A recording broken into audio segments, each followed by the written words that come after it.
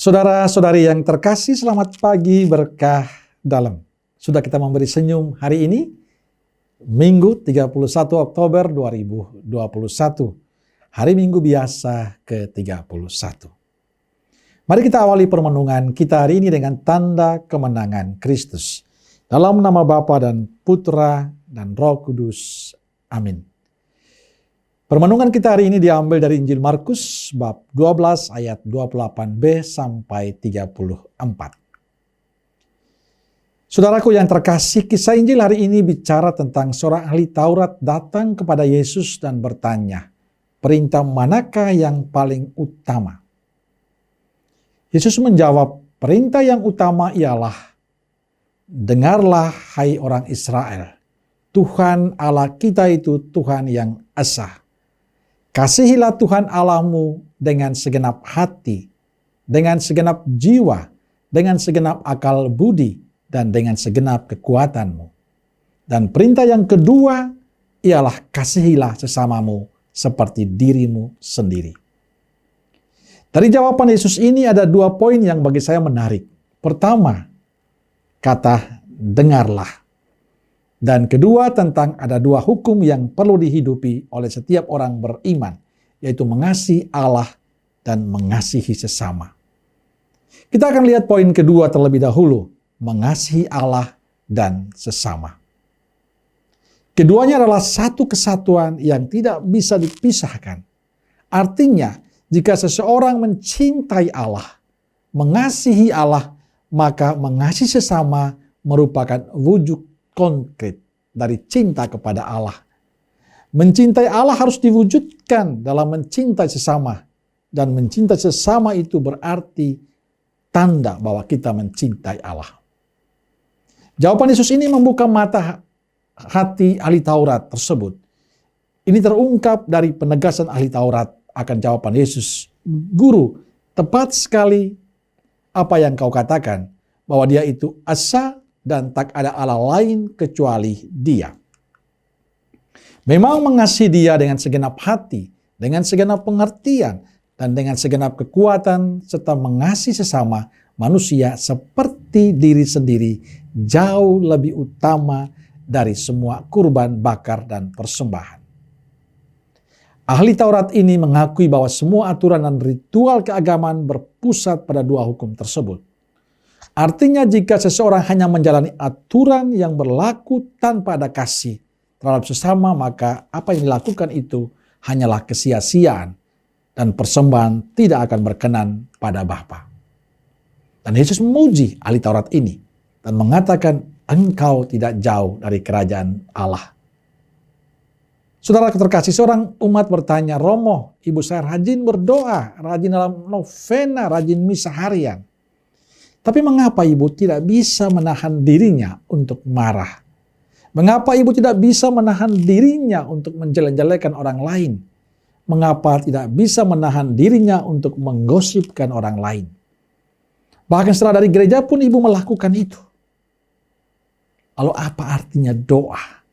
Apa artinya ekaristi yang dijalani itu semua? Saudaraku terkasih, ini bukan sebuah pengalaman ibu itu, tapi pengalaman kita. Inilah kisah kita, kisah Anda dan saya. Karena kita berpikir bahwa doa yang rutin, misa yang rutin, kita sudah menunjukkan cinta kita pada Tuhan. Saya cuma ingin mengatakan, hello, ini tidak cukup. Doa saja tidak cukup. Hendaknya doa berbuah dalam sikap hidup yang baik. Karena itu poin kedua menjadi penting untuk kita. Kata-kata Yesus saat menjawab pertanyaan ahli Taurat, Yesus mengawali dengan kata, dengarkanlah. Kata ini merangkumkan kasih akan Tuhan, kasih akan sesama, dan kasih akan diri sendiri.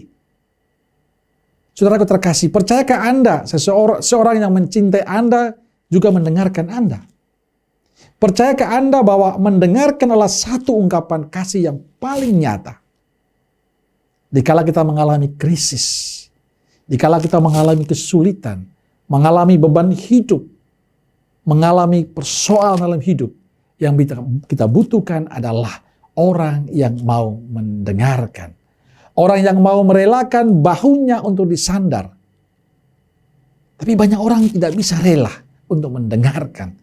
Banyak orang susah untuk mendengarkan sesamanya. Banyak orang yang tidak rela bahunya disandar. Baik itu teman kita, orang tua kita, anggota keluarga kita, bahkan sahabat karib kita pun. Karena kesibukan-kesibukan mereka. Tapi bagi saya pada saat mereka menghindar dan tidak mau direpotkan, pada saat mereka tidak mau mendengarkan, yakinlah bahwa mereka tidak mencintai kita dengan tulus. Banyak kesalahan yang terjadi dalam kehidupan kita. Orang berpikir mencintai itu cukup dengan memberi fasilitas, dengan memberikan harta, dengan memberikan segala sesuatu yang dibutuhkan. Dan itu terjadi dalam kehidupan berkeluarga kita. Orang tua mengungkapkan cinta dengan memberikan itu semua.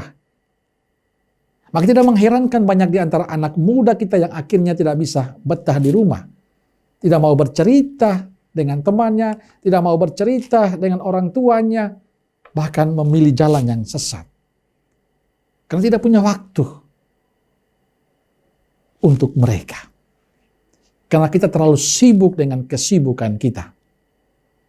Bagi Bapak Ibu yang berkeluarga perlu direnungkan ini. Apakah Anda punya waktu untuk mendengarkan pasanganmu? Apakah Anda punya waktu untuk mendengarkan anak-anakmu? Apakah anak-anak juga punya waktu untuk mendengarkan orang tua? Andalah yang bisa menjawab. Saya menemukan, menyaksikan banyak anak yang merasa diri mereka tidak berarti karena tidak didengar, tidak dihargai oleh orang tua. Mungkin dengan berbagai alasan karena kesibukan-kesibukan. Tapi apakah itu yang harus dicari oleh kita? Bahwa karena kesibukan itu kita meninggalkan orang-orang yang kita cintai. Saudaraku terkasih, cinta tidak selamanya dengan harta. Tapi cinta bisa diungkapkan dengan kesetiaan saya mendengarkan anggota keluarga dan sesama saya. Walaupun kita sangat sibuk, bagi saya itulah cinta yang sesungguhnya. Merelakan diri untuk mendengarkan, merelakan bahu untuk disandar. Apakah kita bisa melakukan itu? Dan inilah yang dibutuhkan kita zaman ini.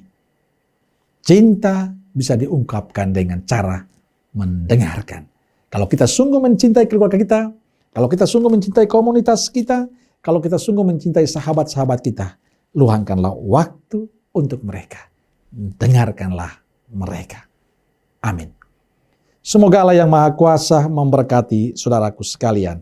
Bapa, Putra, dan Roh Kudus. Amin. Keluarga Kudus Nazaret, doakanlah kami. Amin. Berkah dalam.